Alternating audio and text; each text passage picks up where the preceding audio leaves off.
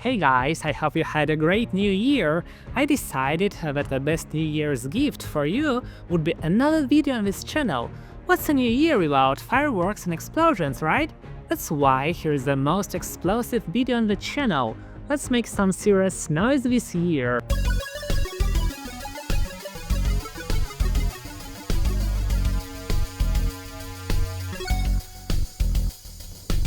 In the comments under my previous video about perchloric acid, many of you asked me to demonstrate the reaction of anhydrous perchloric acid with chicken skin. I tried to do this, but no violent reaction occurred. The area where the acid came into contact with the skin simply turned dark red, but no holes formed in it. I'm sure you remember the powerful reaction between perchloric acid and a potato chip in my previous video, which actually burned a hole through my table, but that was a Lay's chip. What about Pringles? This chip is noticeably thinner than a Lay's chip, but the main difference is that these chips are made from pressed potato puree. Let's see how different the reaction with perchloric acid will be.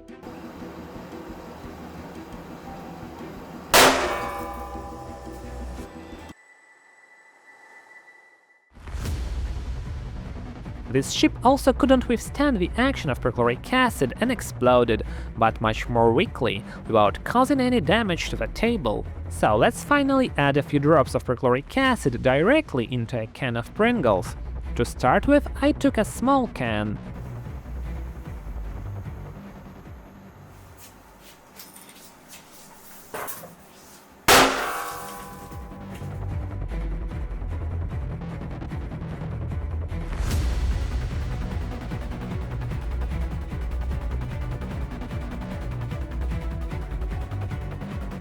Almost nothing was left of the chips of the can. Before repeating this experiment with a large can, let's see what other kinds of junk food can react like this. Maybe bread crackers?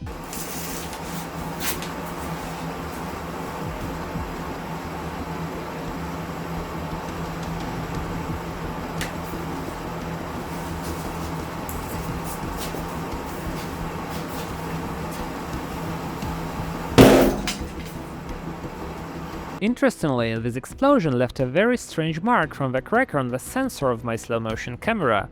This had never happened to my camera before, and the mark only disappeared after restarting the camera multiple times. I wonder what will happen if we add a little anhydrous perchloric acid to a Lay's chewing gum.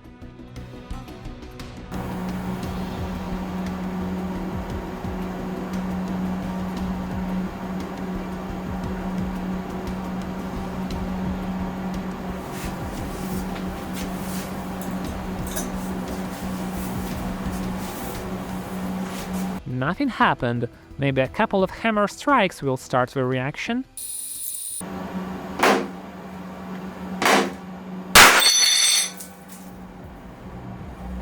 In slow motion, you can clearly see that after the next hit there was a flash, the gum flew apart, and the table cracked. The hammer hitting the table wasn't to blame, the table split because of the gum exploding. And now let's add a few drops of perchloric acid to a large can of Pringles.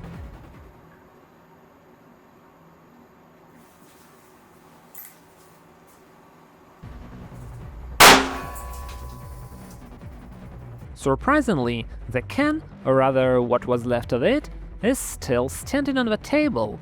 Maybe I added too little perchloric acid, or the acid was still too cold. As I found out through experiment, the temperature of perchloric acid plays a very important role in the reaction. Because perchloric acid has to be stored at dry ice temperature, reactions involving it don't always end in explosion. For example, if you add such extremely cold acid to a Pringles chip, unlike the previous time, no explosion occurs, the chip simply becomes charred. However, it will become highly flammable. The same thing happens with Oreo cookies. Add a few drops of perchloric acid at room temperature and you get a powerful explosion. But if you use very cold acid instead, the cookie just gets slightly charred.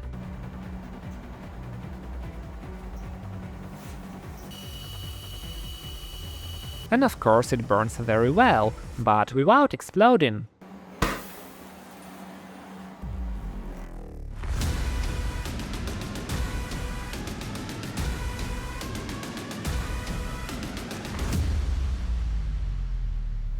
Some viewers also suggested that the effect might be due to vegetable oil, and I decided to find out. I took some pure olive oil and added a few drops of anhydrous perchloric acid to it.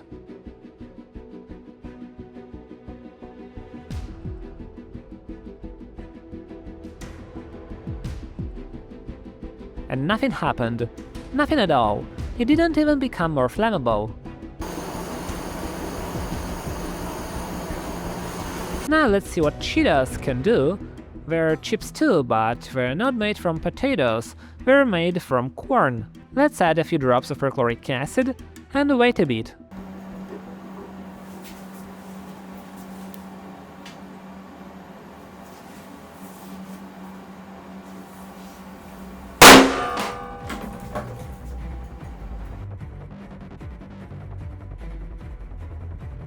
It looks like the reaction is similar to what we saw with potato chips. To better visualize the power of explosion, I drilled a small hole in a potato and placed one chip inside. And after that, I added a few drops of perchloric acid on top.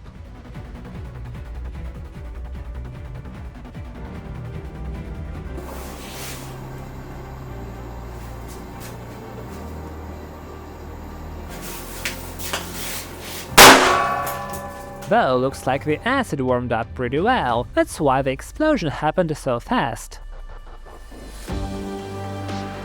I liked how violently the potato burst apart, so I decided to try the same thing with a green apple. I made a hole in the middle and put one Cheeto inside.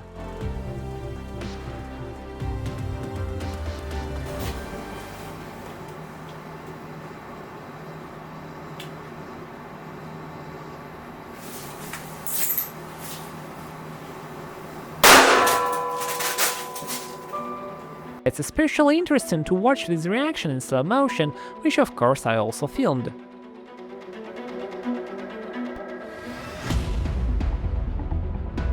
To make the cleanup even more fun, I repeated the experiment with a nice, juicy pomegranate.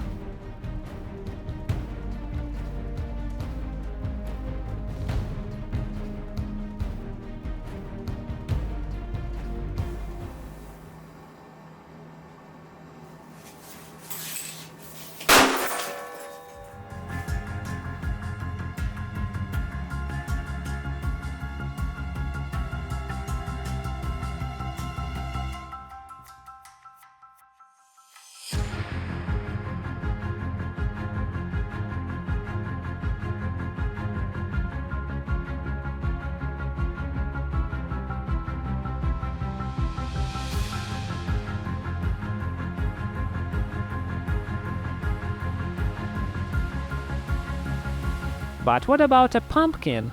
Can a single Cheeto tear it apart? Let's find out. I made the same small vertical hole in the pumpkin, perfectly sized for a Cheeto. And like in the previous experiments, I placed a single corn stick inside.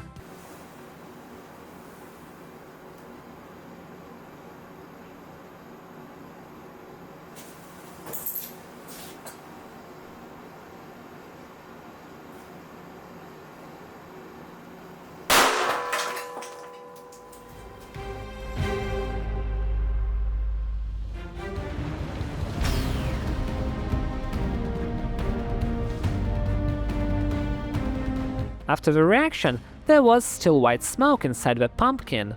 Even so, more than half of it stayed intact, so I decided to try the experiment again with a bigger pumpkin and a lace chip. I carved a bit of the top of the pumpkin, like for Halloween, so I could easily place the chip inside and put the lid back on.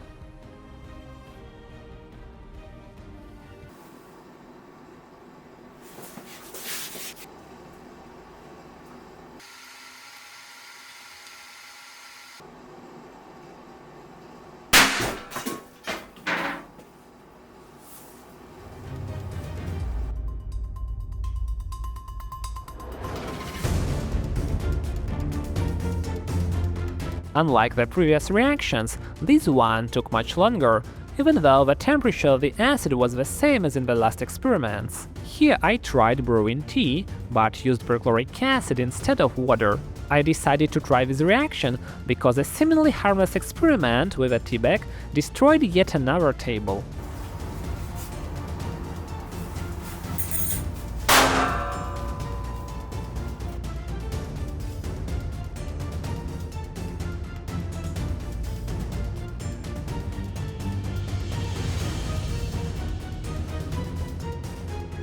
First I tried brewing tea with a single tea bag, but after adding the acid, there was only a small flash, no explosion.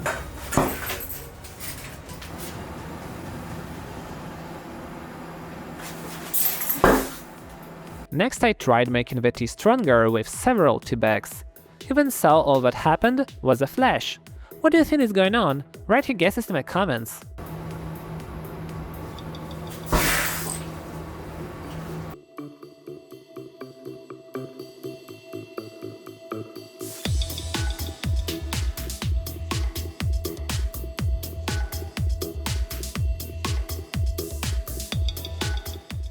Looks like this is the only table that survived all these experiments.